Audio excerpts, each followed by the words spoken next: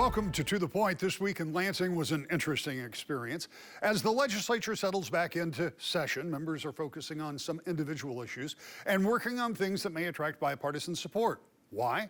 Well, the majority the Democrats enjoyed last year went away when two of their members won an election to become mayors of their hometown. That leaves a 54-54 tie in the House, so anything that passes will have to be supported by at least a few members of both parties. So what's left is doing non-controversial things, many of which center on members' own districts. We talked with Walker Democrat Carol Glanville about what she's trying to get done in the Statehouse. Representative, there's a lot going on, although it has been kind of an interesting beginning to the session. Yes. Democrats, Republicans, deadlock, 54 each.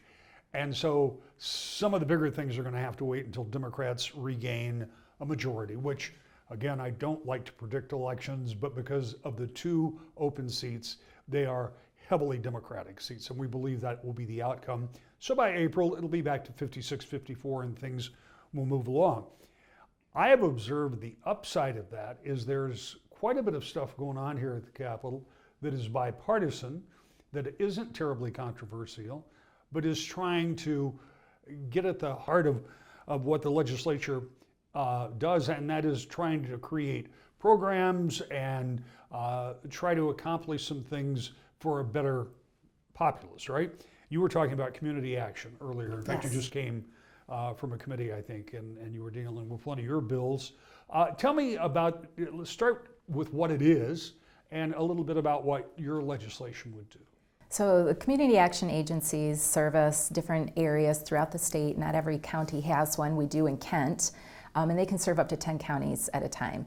And what the community action does is they manage all of the federal and state grants that come down to provide services for things like weatherization if you need utility bill assistance. They do senior congregate meals. They do transportation for seniors and homebound folks for doctor's appointments and things like that. And so it's just a number of, and beyond that as well. But those are a couple of examples of the type of services that they help to provide. And they manage, like I said, they manage all of that. It's federal and grant money that comes through. And so what we were doing in committee today, the statute that oversees that work was written in the 80s. And so just need a little updating. And so that's the kind of work we're getting to, is kind of getting into some of these technical fixes that maybe aren't the most exciting headlines, but mean a lot to the people who are doing that work and who benefit from it. Well, their mission has changed a little bit too, because of the way they administer that. So this is really just a modernization. Yep. So bringing things up to speed. But it is interesting, like you're saying, Kent County, we have a standalone, but particularly I would think in rural agencies, rural areas, you have those agencies that you said can cover up to 10 counties. That becomes a pretty daunting task, I would think, trying to get those programs administered to people in a big area like that. Yeah. I mean, it's just fantastic what most people hear of Access Kent. That's kind of what you think of with the Kent County Community Action. And yeah, people who are in those farther reaching areas, for them to get to services, for them to participate, there's an oversight board and a governing board. And so we're just looking at how we can make it easier to be a part of that. Some of that might be being able to do things virtually a little bit more and things like that. That just, again, wasn't written in the statute at the time because clearly virtual wasn't a thing. Right. So they didn't know about Zoom in the 80s. They did not know about Zoom in the 80s. And wouldn't we all be happier if we didn't today? Well, that's a commentary. Anyway, let's talk for just a moment, though, on a very serious note, about why it is important that people have something like Access Kent or the community action committees. Because for the normal individual, navigating your way to a federal grant for winterization or something else is really complex. Oh, absolutely. And I think people would be shocked to hear that in West Michigan, we have so many people who are living right on that benefits cliff, which means they're just one thing away from financial distress. We have a number of Alice households. I think we're right around 40% in the Grand Rapids area, which is shocking to people to realize that overall our income levels are in that space where people need support, and this is how they can get that. They can contact 211 to get tied into the community action. Any question you have, if you're having difficulty, like I said, with the utility assistance, just to even get started in the process, see if you qualify. It's a great resource.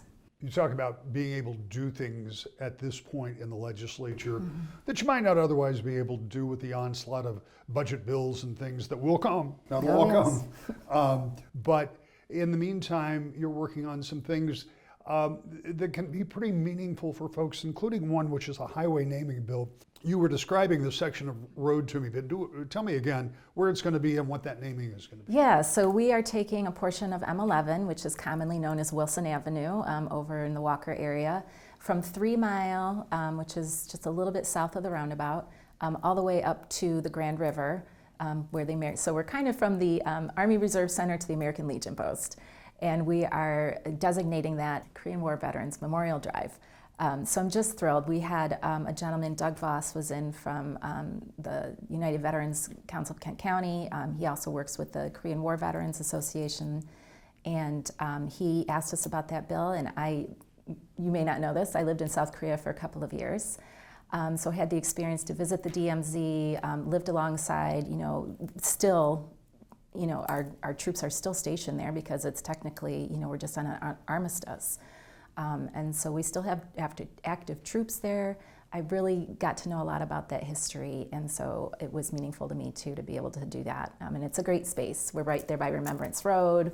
We already have some memorial work going on in that space in Walker, so excited to be able to get this designation out there while we still have some living Korean War vets. They're in their 90s. Right. But there are a few in Kent County that I met last year, and so just thrilled to be able to do something like that. And that'll go along with the designation and the signage and everything, and Yep. that will happen later this year, you expect? That is my hope. We have to vote on it on the House floor, but highway naming bills tend to get pretty broad support, so especially when we're memorializing a veteran's cause. Sure. In the few minutes we have left, let's talk about something you and I were talking about before we started. And that's this idea, it's more than an idea, I mean, it's a practice, that everybody who graduates from high school in the state of Michigan will be eligible for 2 years. And we're going to discuss what that means because you and I had that conversation too. But they're eligible for 2 years of community college, which could equate to an associate's degree.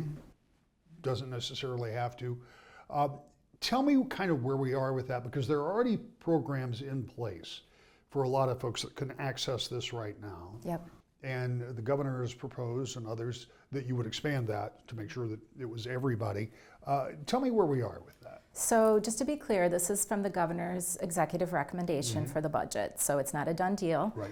But the idea is 2 years of free community college. And a lot of people have asked, well, how are we going to pay for that?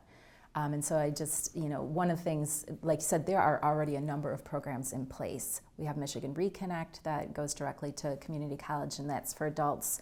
We just expanded that, so anybody 21 and older is eligible to participate in Michigan Reconnect, so that's returning to community college for free. We have Futures for Frontliners, and we just last year started the Michigan Achievement Scholarship, which gives anybody graduating from a Michigan high school from the 2023 on is eligible for scholarship money, last dollar money, from I think it's $2,500 to $5,500, depending on, are you in a trades program, community college, 4-year, private, public, whatever, this money is available to you. So let's just stop for just a minute. So that covers anybody 21 and over, and then it covers all the, not the program you just talked about. Right, but yep. The Michigan first, Reconnect, yep. And then you have the frontliners, and so that covers a bunch of people Yep. out there as well. And for that gap, if you will, between 18 and 21, there are already some funds available. Yes. So let me anticipate where you're going with this. When it comes to paying for it, a lot of it's already paid for. Yes, and not only that, we have some other programs that because we're just trying to consolidate, to make it simple. There are others I didn't mention. There's the Right. Michigan Tuition Grant. There are a number of financial aid programs that the state sponsors, and so we're really kind of consolidating those all, and like you said, kind of looking at where did we have gaps that people weren't getting support and funding, and how can we fill those in. So when that finally does become a more defined budget item, it is not going to be, I mean, if you think about it in totality, sending everybody to 2 years of free college sounds like a really big check at the end of the year, but because there are already all those other programs, we're probably dealing not with a small number, but not nearly as big as it sounds. Exactly, yeah. And we talked too about dual enrollment, students who are already, taking college courses in high school. I just was placed on a dual enrollment task force to go through that process a little bit more and see where we need to do some work to tie that, shore that up a little bit better, make it more consistent across the state, things like that, how credits transfer. But then also the AP courses that students often get college credit for. So there are a lot of ways that students are already graduating from high school with a good entrance into getting that 2-year degree. So this is just a way to help folks finish those first 2 years of college and then, increase their opportunities just overall. If that's where they end, that's great. They're going to be way ahead of folks who haven't taken that opportunity or didn't have that opportunity in the past. So. And I mean, it kind of dovetails with something else the governor has talked about repeatedly, and that's making sure that we have a skilled workforce and also making sure that we retain that workforce. So if they can go to school here, then maybe there is that prospect that they can stay here and use those skills, because one of the things she's going to be up against, and perhaps all of state government, is that whole population issue. And we know that they've studied it and they've looked at it. They came up with recommendations, but I don't know if they came up with solutions because it's a long-term problem, and this may be part of that solution. Well, and it kind of neatly ties back to where we started, because if we invest this money on the front end, we may not need all those state grants to help people with weatherization and utility assistance, because they're going to be able to have jobs that pay well, that they are trained for and skilled for, and they're going to be able to move up in those careers as well, because they will have that first certification or that initial training that sets them, like I said, on that path, for a lifetime of continued success and opportunities. So I think, it goes hand in hand, really. Representative Kurt VanderWall is a bit of an unusual case in Lansing. VanderWall first served in the House and then moved to the Senate. Nothing unusual about that. But due to redistricting and being drawn into a district with another Republican senator, he returned to the House in 2022. No matter which chamber he serves in, one of his passions has been about finding a way to rein in the cost of insulin. Representative, let's talk a little bit about your efforts to try to control the cost of insulin. We know that particularly for a while, we saw those prices skyrocketing. There's been some stabilization, but still, you have introduced legislation. You introduced it last year, but you've been working on it, you told me, for at least 4 years to try to do something about combating the high price of a drug that so many Michiganders and people across the country, but so many people rely on. It's not an option. You have to have it. Yet the price had just gone through the roof. Where are you on that legislation? Well, I appreciate the opportunity to explain it. Insulin, we know, is a life-saving drug. And without insulin, we've got really, really poor health outcomes. And it really stemmed from a bill when I was chairing health policy in the Senate, and we brought it over with us here, about 4 years of working on it. We know that about 13% of the Michiganders need some form of insulin. That's a lot. It's a big has number. Grown dramatically since COVID, but the costs have also been extremely expensive. We know the average person pays about $800 a month. And for those that have limited insurance or no insurance, it's extremely expensive. And we have an opportunity to bring a product here to the state of Michigan, label it as a Michigan product, and distribute it to all citizens here in the state. And we estimate the price will be somewhere between $30 and $50 a month. Okay, that's a dramatic savings from 800 to 30 to 50. How does that work? Is that with a public-private partnership? It would be public-private. We'd have, the state would be involved because we need them to carry the name. And that gives us the opportunity to bypass the pharmacy benefit manager. And it's a complicated system that we have in the United States for drugs. But with this, and we'll label them as the PBM, they have their fingers in there and it drives the cost up. And we just know that if we can bring it into the state, and we can get it distributed, we can put the folks that are on state insurance and those that are on their own private, we're going to dramatically lower the price and deliver really the health outcomes that we need here in the state. One of the things that I think people sometimes fail to understand is that getting something like this passed is a long process. And you have had it introduced, as you said when you were in the Senate, now that you're over in the House.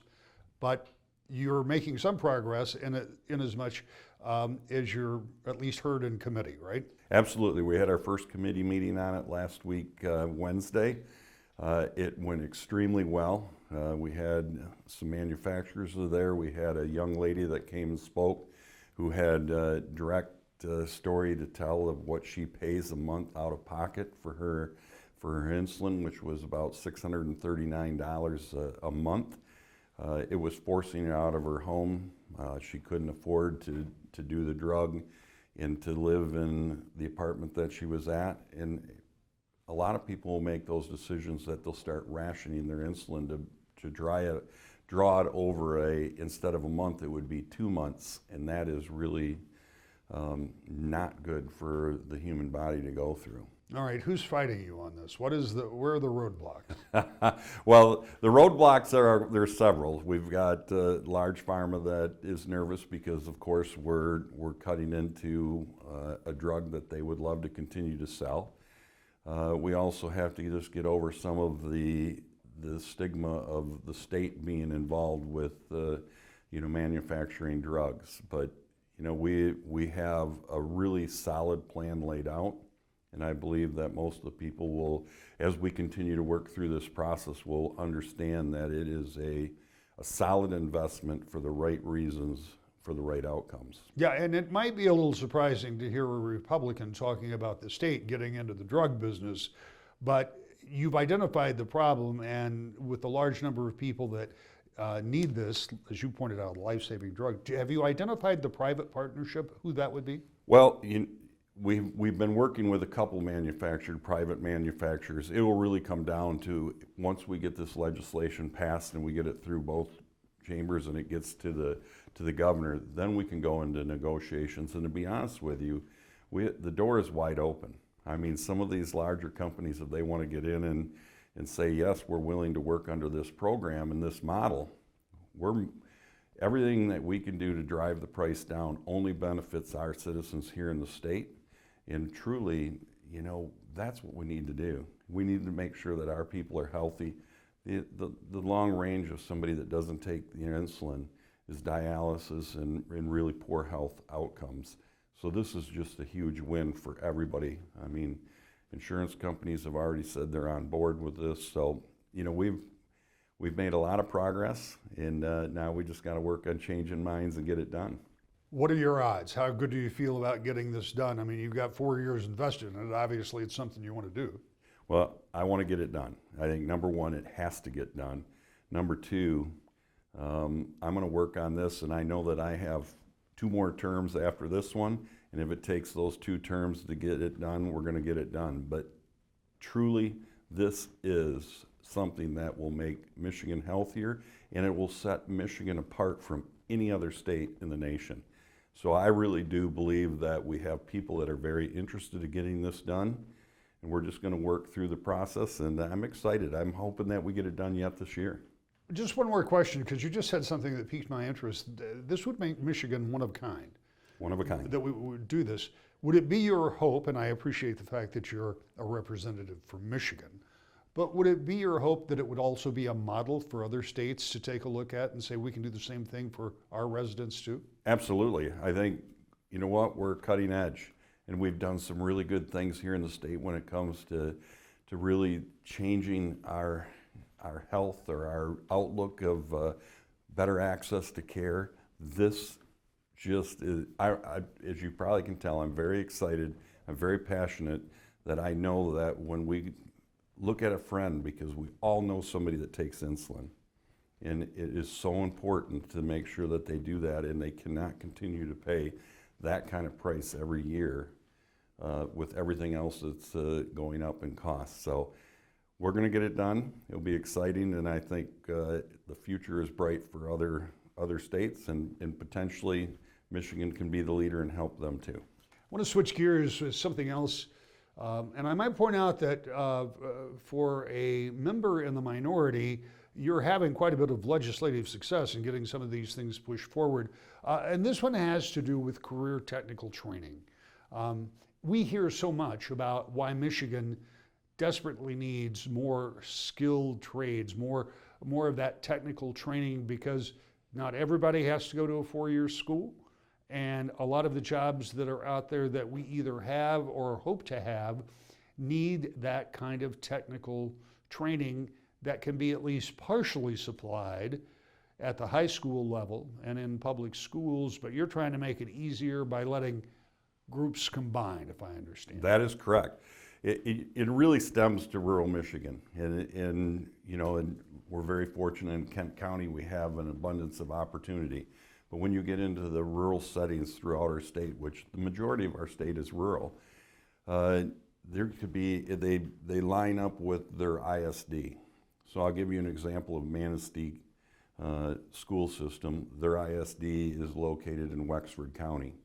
In the West Shore ISD, which is in my hometown of Mason County, right now, they can't send a student to the West Shore ISD for career training and pay for that out of their CTE millage. They have to pay for that outside of their general fund, which is not what it was intended to do. But what we're doing is this will give the students the benefit of being able to say, I've got a 15-minute drive to get to this location. They have the welding class that I want to be in. I don't have to drive an hour and 20 minutes to Wexford and miss basically the majority of my day of school. So this is just a win-win for both the school districts and the student in getting the training they need. So it takes that career training millage money and offers some portability for that. Is that? That is correct. Okay. Yep, they can use that. It'll follow the student to another existing program that could be in a different school district. How important is career training in a district like yours? Because you start at Montague, Whitehall, in that area, Correct. and go north, but it's all along the lakeshore. So you have this really long, you can drive across it in 30 minutes, but it's going to take you 2 hours to drive the whole length of the thing. Exactly. Yeah. Well, it's a very interesting situation because we put so many school districts into an ISD, and what happens is that we've got to do what we got to do to make sure that our students have the best opportunity in life. We know that there is an abundance of jobs out there for plumbers, for welders, electricians. Skilled trades are really, they're shrinking, and I think anybody that's watching this right now that's made a call recently to get some plumbing work done or electric work done, they're finding out that they're months out, and a builder's even worse. So this really gives our students an opportunity and really gives them a chance to become entrepreneurs, and ultimately that's what we want. Yeah, and one of the things about these skilled trades, and this goes all the way back to when I was in high school, and I think about some of the folks that decided to go in the trades route. One of them had their own masonry business, and one of the things it allows you to do, and I know how important it is for so many families, is that you can build that business right in your own hometown. You don't necessarily have to move to another state or go someplace else. And that's important when we talk about population, because the governor's made a big point of wanting to increase or at least retain population, and this is something that can help do that. Absolutely, and you know what? That's our goal, right? I mean, as a parent, we want our children to be able to stay in the area where they grew up. And I mean, it's selfishness in a sense, because I want my kids to live near me. I want to be able to visit my grandkids. But the real truth of it is we need these jobs in our own community, and there's a lot of availability. And we just have to make sure that our students have the opportunity to at least attempt it, to see if it sparks an interest in them. And so we've worked really hard over the years on CTE availability, and here we are with another opportunity to really allow our kids to be the best that they can be. Next week, a show about bipartisanship that puts together a couple of unusual political bedfellows. To the point.